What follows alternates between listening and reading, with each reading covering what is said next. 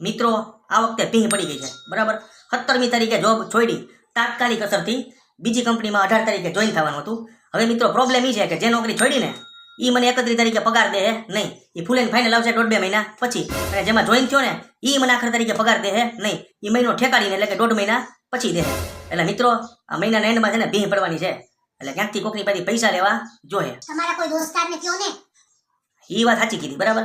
અને મિત્રો મારો એક દોસ્તાર છે બહુ પૈસા વાળો, કોઈ દે કે ન દે ઈ તો દે બરાબર. તો હાલો એને ફોન કરીએ. હાલો.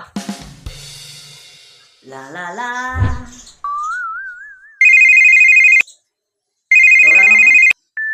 હા બોલ બોલ. લા ભાઈ થોડા પૈસાની જરૂર હતી. કેટલા જોઈએ? 5,000 5 લાખ 5 કરોડ. એક કામ કર, ઊભો રહે. 5 લાખ રૂપિયા હું તને જીપે કરું છું બરાબર. જો આવ્યા. પણ ભાઈ મારે નો ટેન્શન, બાકીની મારી પ્રોપર્ટીના કાગળિયા છે 4 કરોડ ને 95 લાખ. મોજ કરીને ક્લિયર કરું છું. બાકી બીજું કઈ કામ હોય તો કે.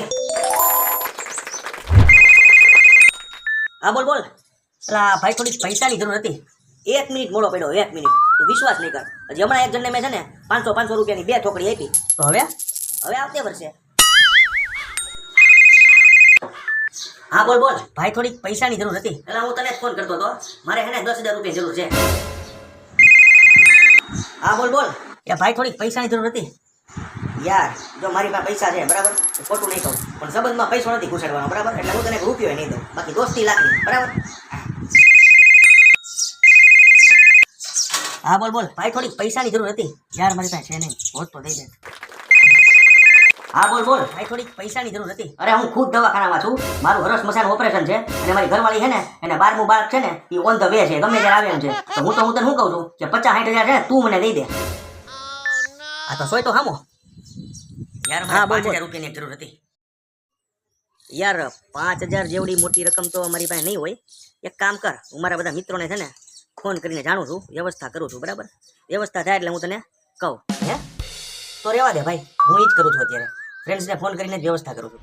તો મિત્રો જેની પાસેથી આશા હતી એની પાસેથી તો કાંઈ મેળવું નહીં. હવે કરવું હું એ પ્રોબ્લેમ છે. બોલો લ્યો.